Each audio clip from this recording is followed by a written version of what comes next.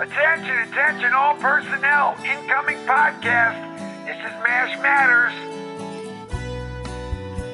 Welcome back to MASH Matters. I'm Ryan Patrick alongside my friend Jeff Maxwell. Hello, Jeff. Hello, Ryan Patrick. It's so nice to be alongside you as a friend again. Yes, again. And today we have a special guest alongside us, a returning guest. He was with us first in 2022, and we just couldn't get enough of him. So I got news for you. There isn't enough of me. This is it. Allan Katz, hello. Welcome back to MASH Matters. Well, thank you so much. Yes, you were so interesting and so phenomenal. I was. You were interesting. You said a lot of really intelligent things. I'm stunned. And people liked it. They did. It was great. And we liked it. Even better. So again, thank you for coming back. Thank you for being here. And we'll chat. Oh, okay. And afterwards, if we have time, maybe we can talk. Okay.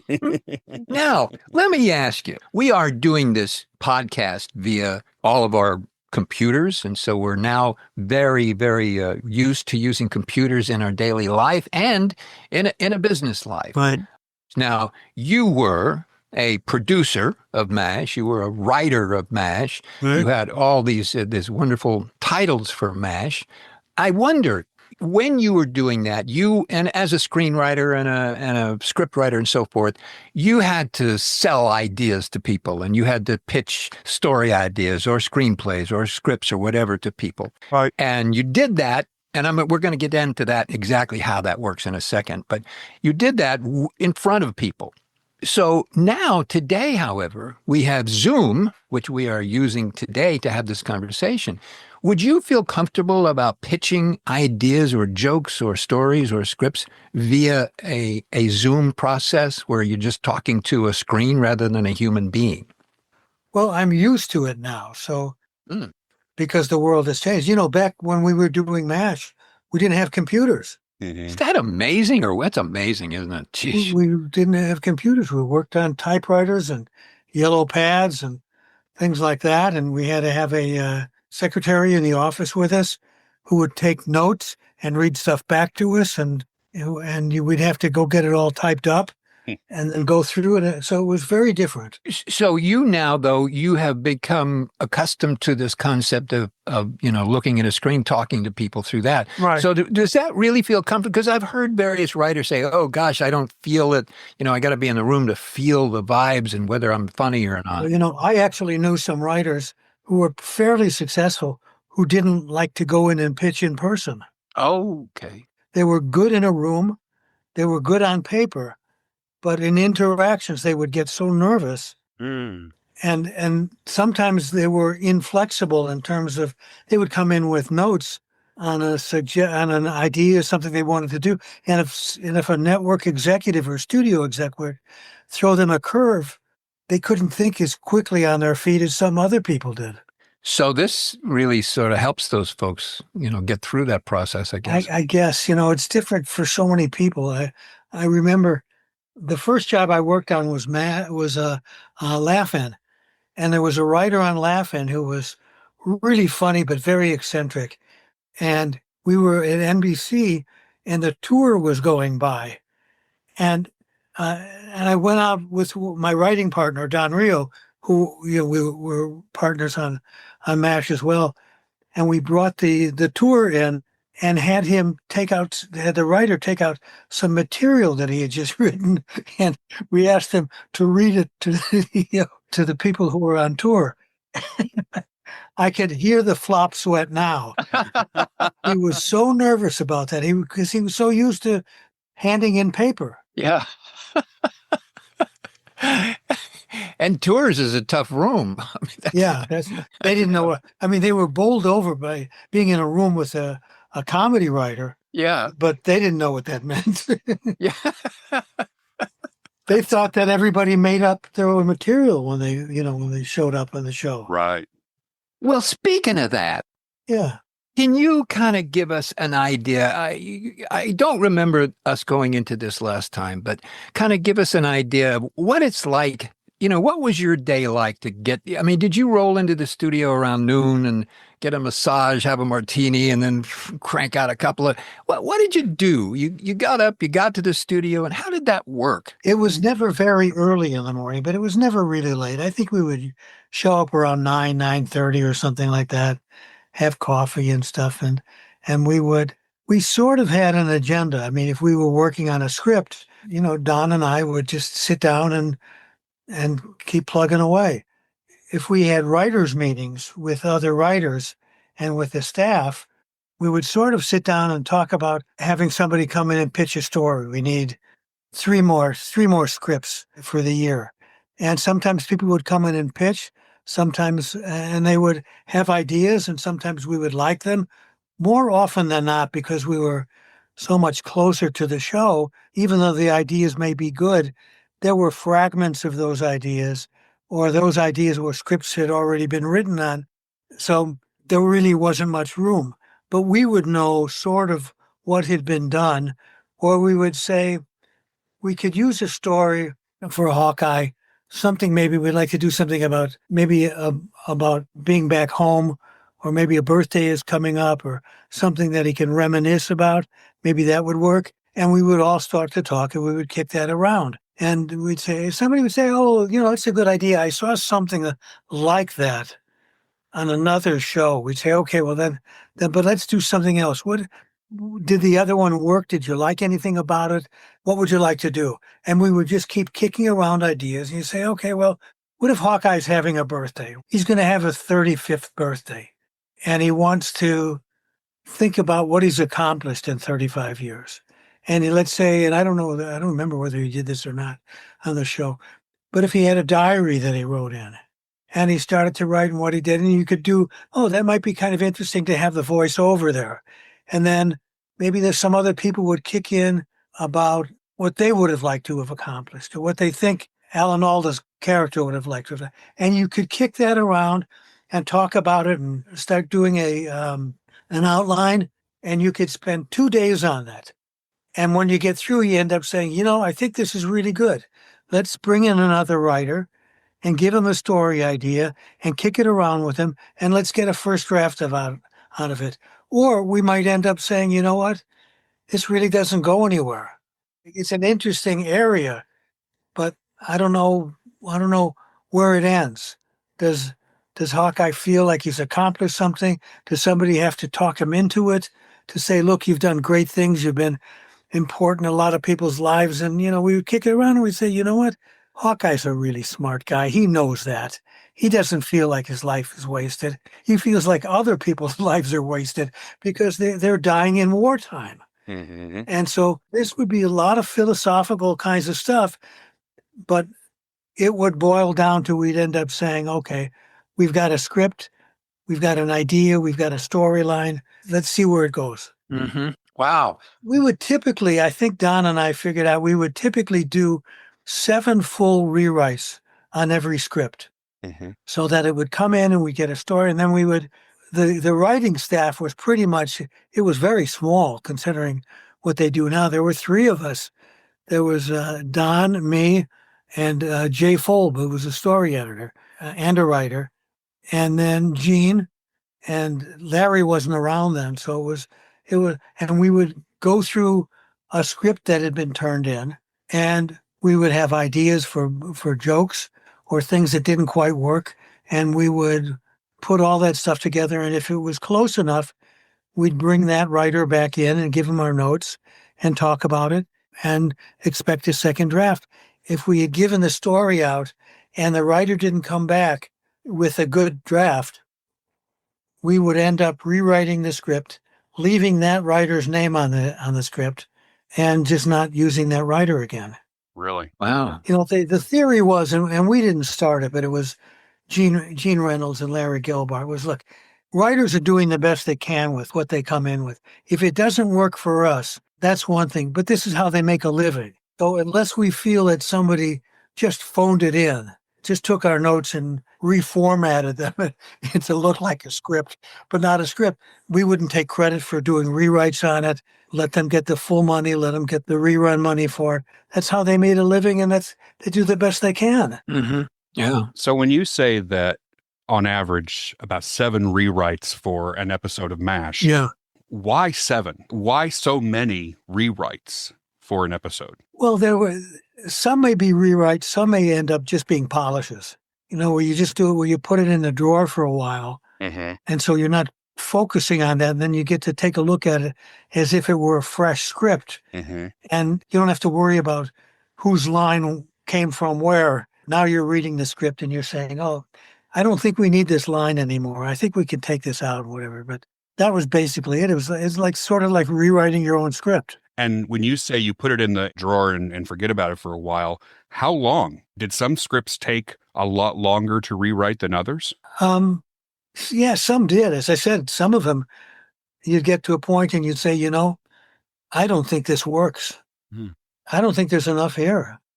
And because we had the luxury we knew we were being picked up long before other shows did because we were so successful. We had the luxury of time.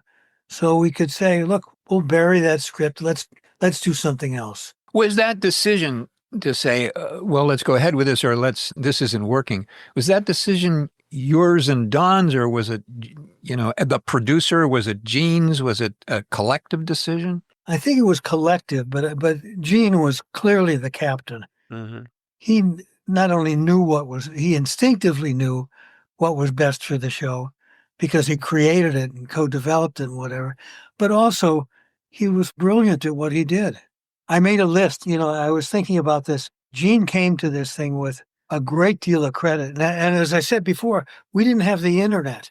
So when Don and I auditioned and came in, we had never met Gene. We didn't know his list of credentials. We just knew that he was with the show, but we couldn't look him up. So there was no IMDb. You couldn't look him up and find him in Wikipedia because there was none. And so our agent never told us anything about Gene. They said that you're going to meet with Gene Reynolds. He's a producer of MASH, and see how it goes. So we didn't know what to expect. We weren't nervous because we didn't know who the hell he was. So that part of it was really strange. So when we ended up getting the job, we still didn't know whether he was a creative producer or a line producer or a technical producer or what, whether he was married to the star. The terminology of producer just gets thrown around. And so even then, when we first started and we'd say, okay, let's do, anybody got any ideas for something? And so, whoever had the idea, or didn't make a difference, but we would start to work on a story, and you didn't realize, or Don and I didn't realize, that we're in a room with the guy who created the show, and he's pitching a story to us, and we're saying, I don't think that works. But what was fascinating about Gene, and I'm going to give you just a little rundown because I really adored him. We became such good friends, not only during the show, but after the show, because he was such a decent guy. But he was a kid actor. One of the first things he did, he was in a movie with Laurel and Hardy. My gosh. That's how far back he went. But he was in 3 movies with Spencer Tracy, Tyrone Power, Mickey Rooney, Shirley Temple, Errol Flynn, Jimmy Stewart. He had a significant role in Country Girl, where Grace Kelly won an Academy Award and co-starred with Bing Crosby and William Holden. I mean, all this stuff. And when we went in and met with him, and long afterwards, he never mentioned any of this. Yeah. I mean, this is, incredibly classy because he had a great pedigree in television as well. He had written and directed and created a lot of stuff. He never said anything. Yeah. He never said, well, when I work with so-and-so, I use that now. I say, well, when I work with Gene Reynolds, who worked with Shirley Temple and Laurel and Hardy, I just found that remarkable. And I only found out about those credentials sometimes later on. Sometimes I would see him. I would see an episode of Boys Town, not an episode, the movie. And I'd say, wait a minute, that's Gene Reynolds. And I take a look and see the character. Say, yeah. Yeah. I remember, I've seen a couple of those movies too, and went, "Wow, that's Gene Reynolds. This is spectacular." And I've said this before. I think I said it when you were here before. But without Gene Reynolds and Larry Gelbart, we wouldn't be having this conversation. That's true. The two of them, that team. And you know, really, without either one of us, we wouldn't be having it. we wouldn't know. It would be very difficult. I like to give them credit, but not for our being around. Yeah. Yeah. Thank you. It's nice when I get to laugh in my own jokes. Well, it is. It must be very fulfilling. So you read the credits and you say written by Allan Katz and Don Rio, or whoever says, but then it also is produced by Allan Katz. So what is that producer? Does that give you the right to, have a drive-on pass? Does it give you a new car? What does that give you in relationship to what you're doing on the show in terms of the scripting or the whatever? Does it do anything? Yeah, quite often you get that credit for having been around a long time. They can only give you so much money because they only want to, but then they find things that, we'll give you, you were a story editor last time. We'll give you script supervisor this time as a credit. Mm-hmm. And you say, what's the difference? They'll say, well, we don't know. Which one do you like? and then you move up and you say, well, I like to be a producer. Well, what does that mean? Well, when you're a producer, then you get to work with Gene, for example, and to take the story meetings and to suggest writers to come in and pitch. You go to the run-throughs, you give notes at table readings and things like that. That, generally, if you're doing a script that a writer came in and you pitched it and did a rewrite on it, they're not there for the table reading. They're not there for rehearsals. They're just not there anymore. They've done their function, which is to write. And because we're around, when we tinker with the script after a table reading or after a rehearsal, we don't bring in the original writers or the writer whose name is on the script to come in and do that. It's, first of all, it's taking advantage of them. But second of all, it just doesn't, the chemistry changes at that point. Mm-hmm. So we get to do that stuff. It depends on what show you're working on.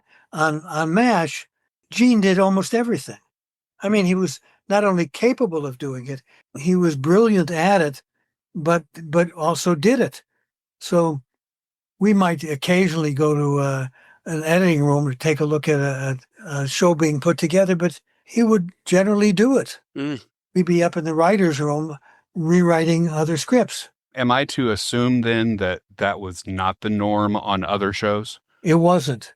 It wasn't the norm. Well, let's see. On other shows, no. I think on a lot of other shows, the producers came up in the same way that we did. Mm-hmm. So you'd be on a show if you got hired to work on that show and you had produced on something else, they'd give you a credit as producer. But it was often mainly having to do with writing. Mm-hmm. And, this is such a beloved show that we're talking about it after 50 some odd years on the air and so forth. Yeah. And all of those words that came out of those very, incredibly good actors came from you and from all the other writers that did that.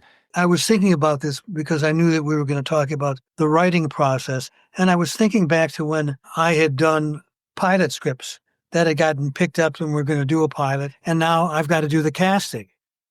And if I'm the writer, producer, or exec producer, which I was on many of the pilots that I did the casting. I mean, I sat in on that.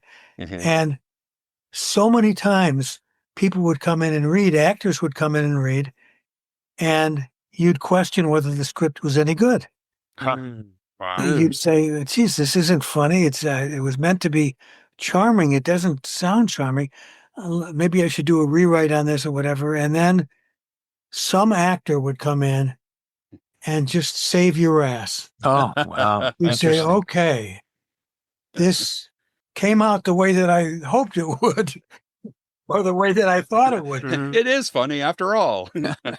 And that was some of the brilliance of MASH, in that the actors were so good at what they did that they could take a line that most other actors wouldn't deliver in a way that was going to be anywhere near as good as Alan Alda or Mike Farrell or Jamie. Or, well, I think you knew the story about Jamie came in, and that character of Klinger was a one-off. Yeah.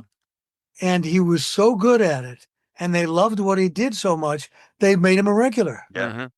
So that wouldn't have happened if you had somebody who played it differently and didn't have the charm and the depth than he did. Plus, Larry Gelbart, on top of that, was the one who said, play it straight. Yeah. Don't play it feminine, play it straight. Right. And that was brilliant too. Exactly right. So the combination of his acting ability plus Larry zigzagging, a completely different way. Yeah. I remember I was casting for something and an actor came in. I won't mention his name, but he was fairly well known. And he did a really bad job. He was actually wrong for the part. So he came in and he was not very good, but I didn't say anything to him because I didn't think he had the range to do anything different. So after he read, he left, and I get a call from his agent. She says, he screwed that up. He knows he screwed it up. I said, no, I thought he was fine. I just don't think he's right for it. He said, he'd like to come in and read again. And now I'm thinking to myself, he's going to be wasting his time and he's going to get turned down again and I don't like to do that. And the agent just said to me, would you please, you'll be doing him a favor. And I said, okay, I want to let you know it's making me uncomfortable, but I'll do it if it's going to be good for him. So he came in and he said, I've got a different take on this thing. I'd like to do it and tell me what you think. And he did the same material, exactly the same. I mean, exactly the same. Oh no. There wasn't a nuance of difference. And he gives me the look on his faces. I nailed it that time, didn't I? I said, I'm so glad you came back in.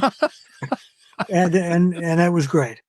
So then I get a call from the agent and I got to say to the agent, look, he's a lovely guy. And I'm glad that he came back in, and I'm glad that he felt like he did a better job. He just isn't right for this part. And they said, okay. And those are the kinds of things that people come in and they read, and sometimes they're really good actors, and they're just wrong for that part. Yeah. And some of the brilliance of MASH is the hiring of the actors for these parts. Well, thank you. Thank you. I know that a lot of work went into thinking about, Private Igor Straminsky and hiring just the right person. I didn't want to make you uncomfortable. Oh, yeah. I would have said the show was based on your reaction to everybody else's life, including all the Koreans who are not on camera.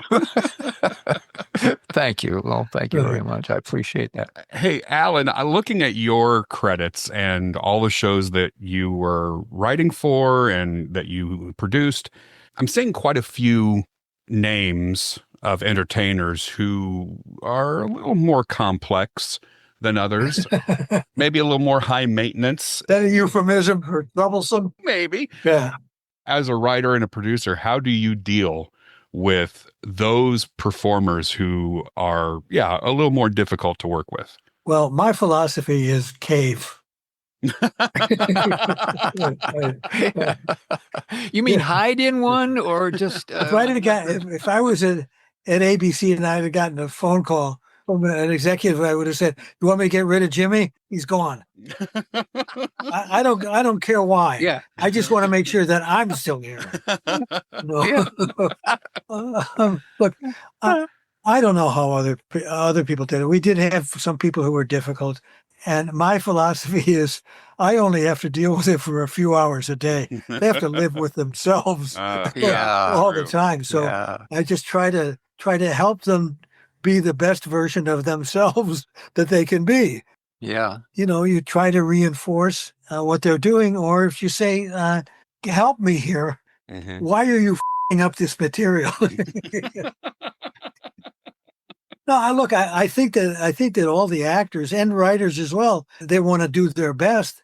Sometimes they're not really good judges of that. Sometimes they get in their own way. Mm-hmm. And sometimes there's nothing you can do. Working with Jackie Gleason. Well, that was one of the names, yes. Yeah.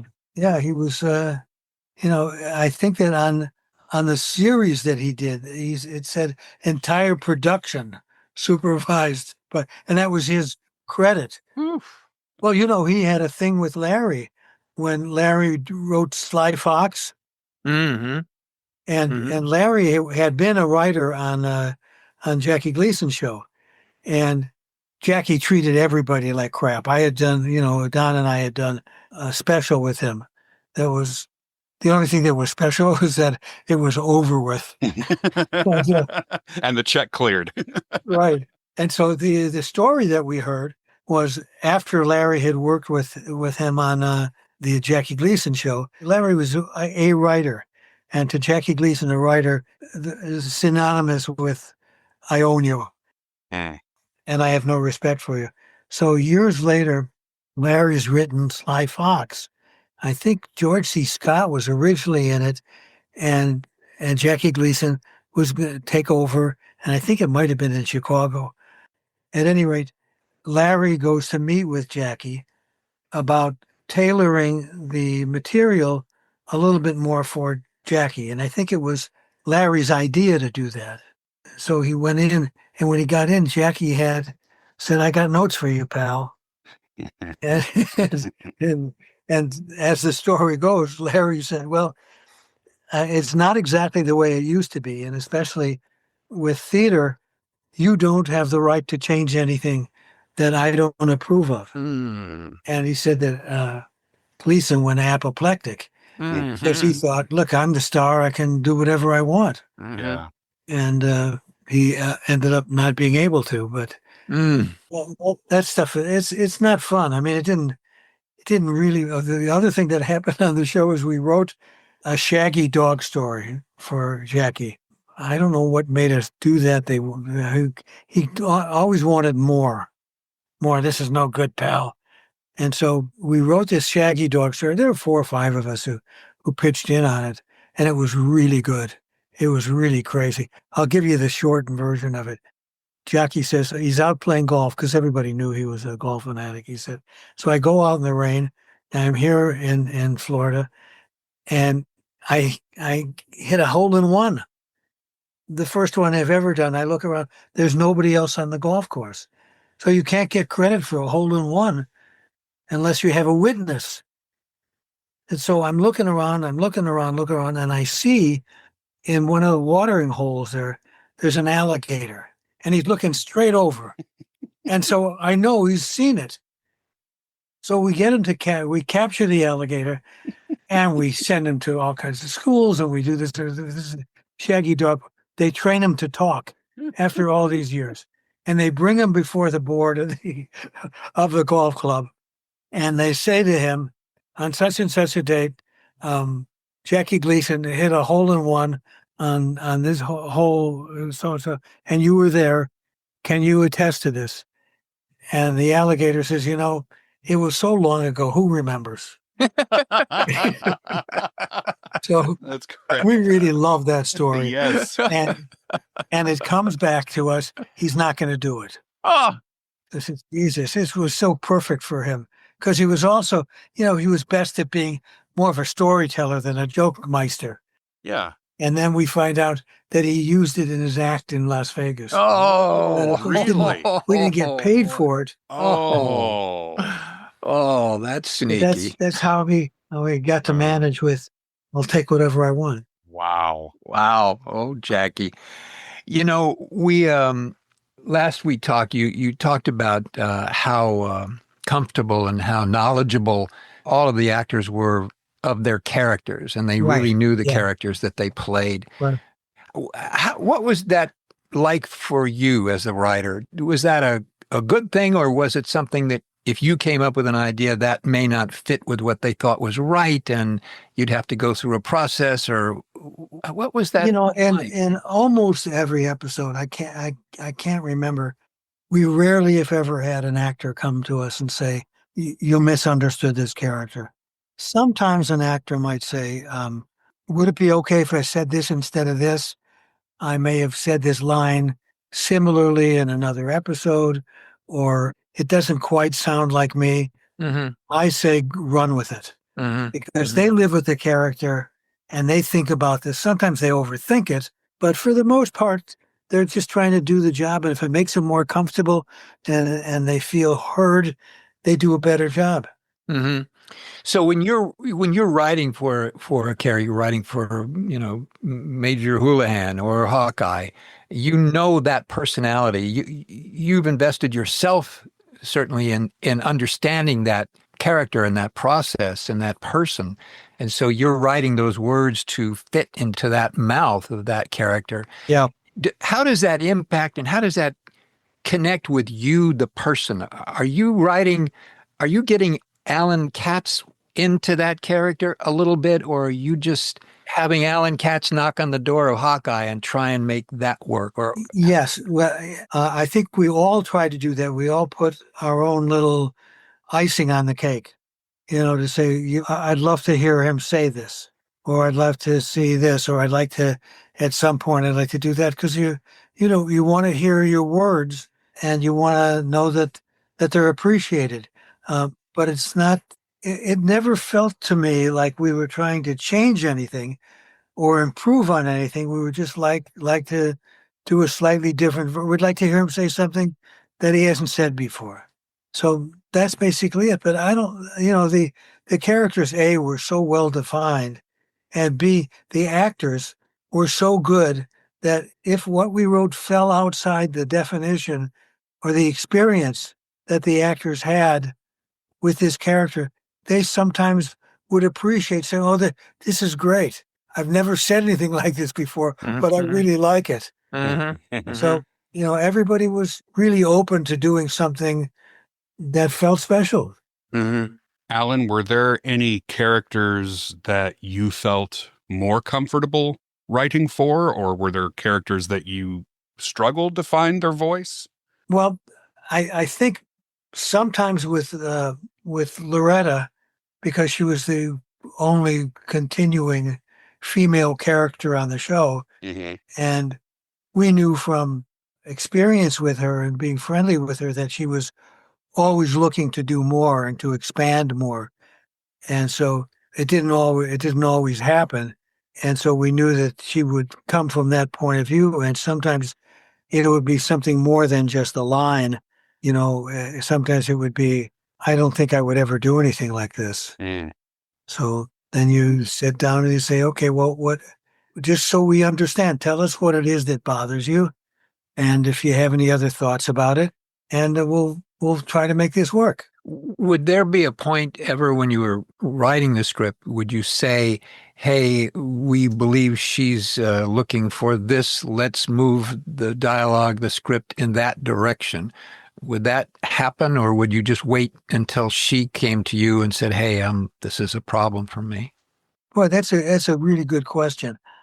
If we decided to wait, we would still say to her, you know what, we weren't quite sure. We wanted to see how you'd react to it. We absolutely understand. And that would be the truth of it. Sometimes we just say something, we'd put something in there, a line that might show that she's attracted to Hawkeye at some point.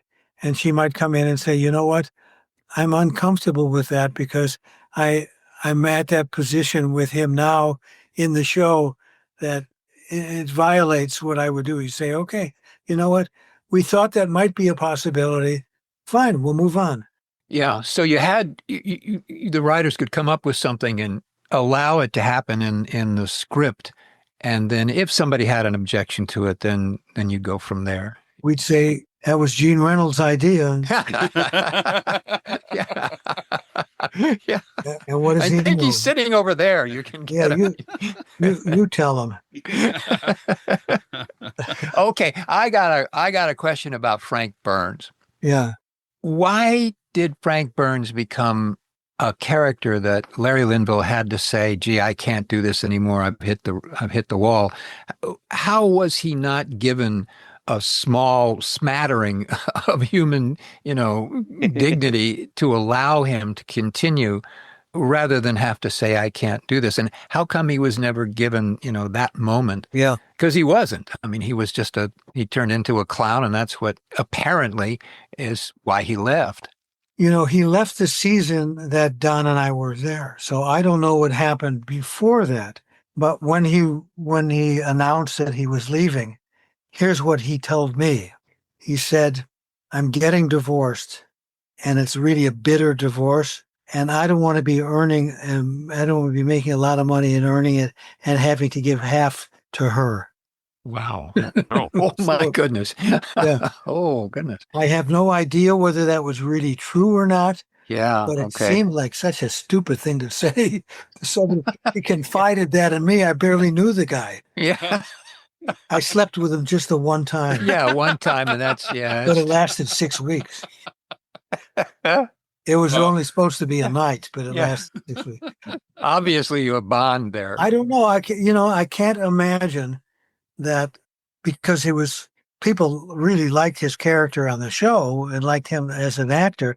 I don't know if Gene felt that they had gone as far as they could with him, but everybody sure liked to beat up on him as a character. Yeah. Yeah. I don't know. I can't imagine that if he had come to Gene and said, the character is getting kind of broad now.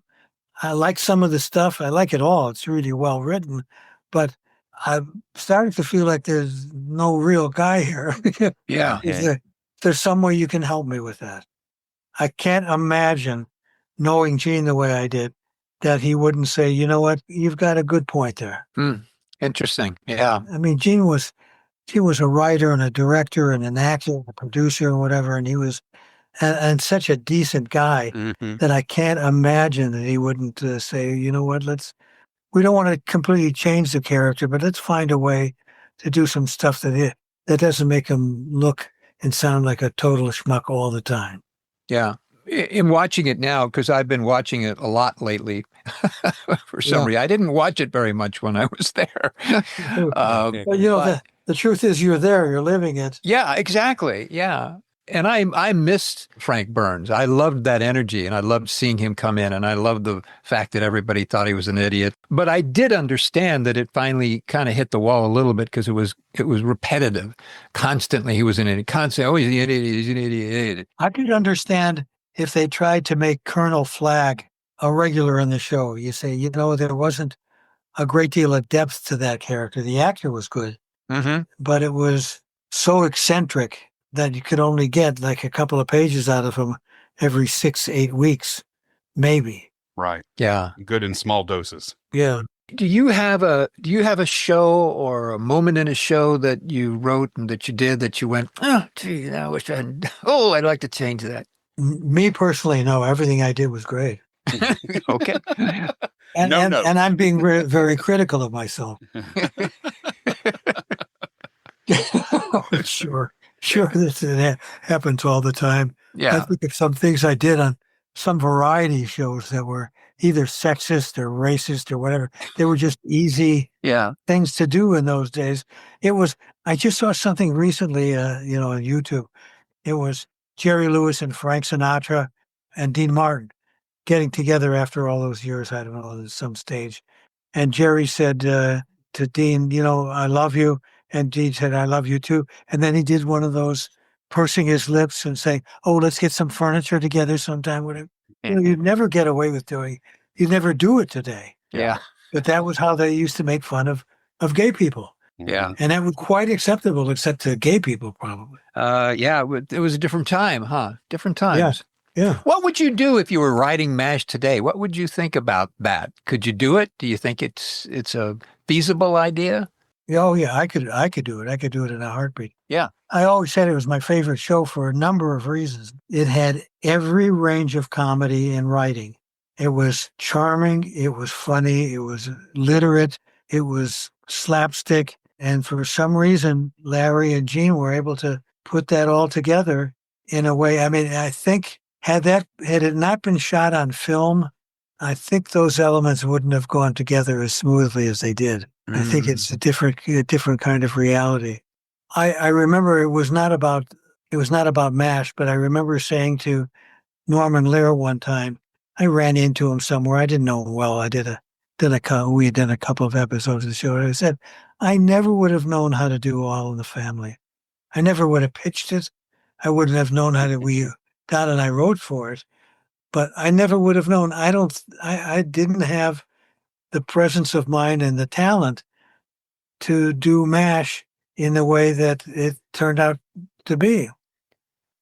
So I was, my participation in it was fortuitous.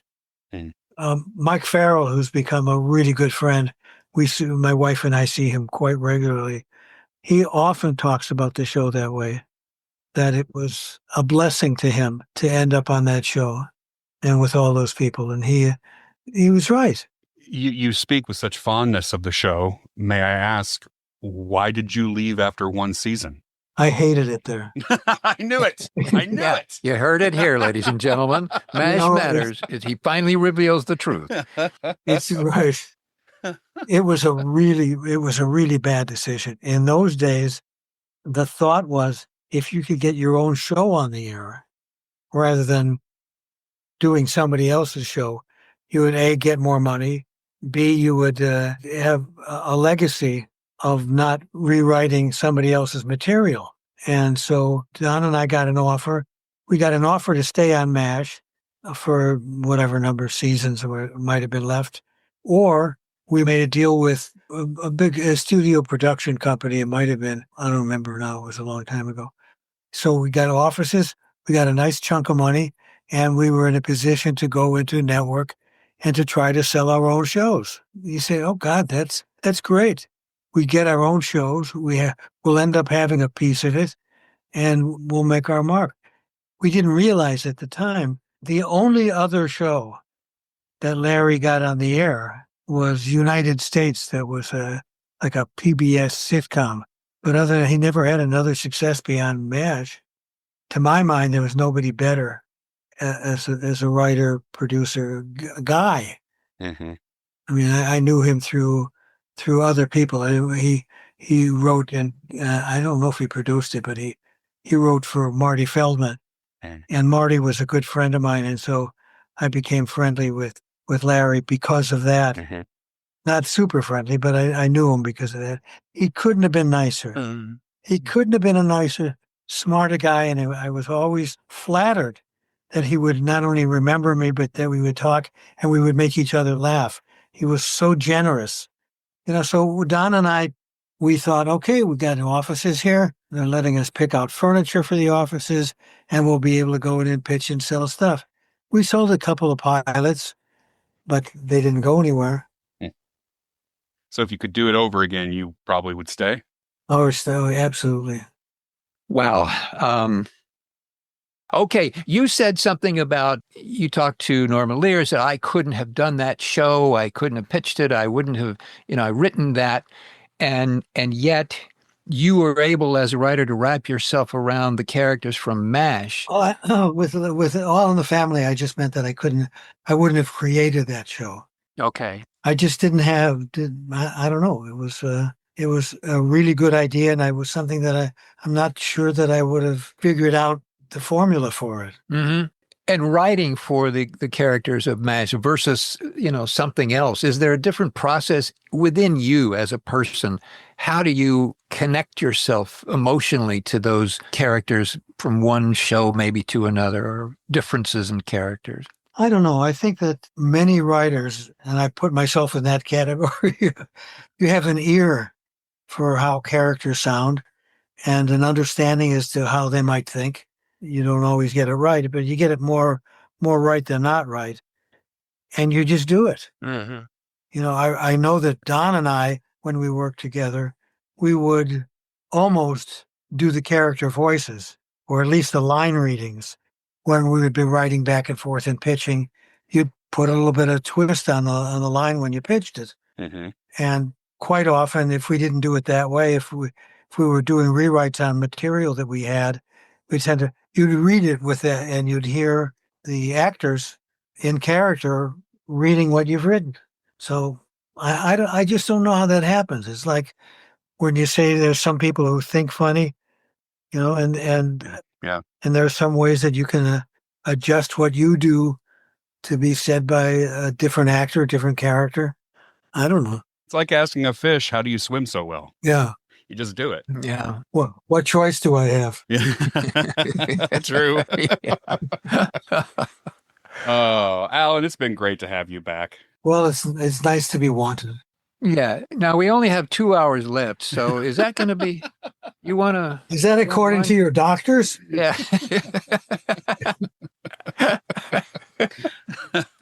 Because if it is, I suggest you use your time more valuably. Hey, Jeff, let me ask you, what was your best experience on MASH? The 9 years I got the check.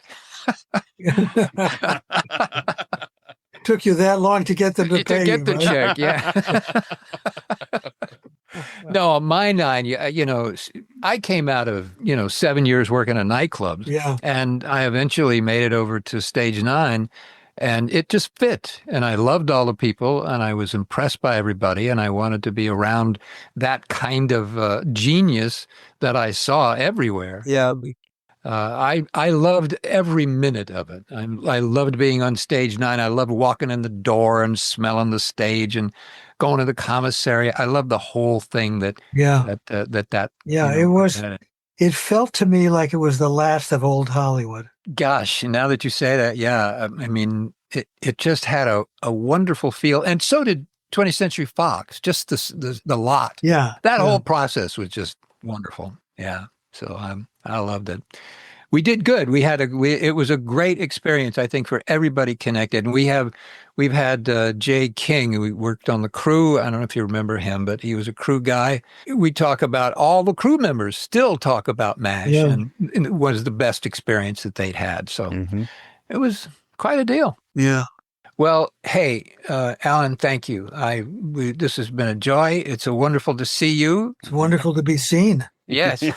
As I look at the list of actors on the show. Yeah. Yeah. Don't look at that. Don't look at that. Don't watch TV. Don't listen to the news. Don't do anything of that.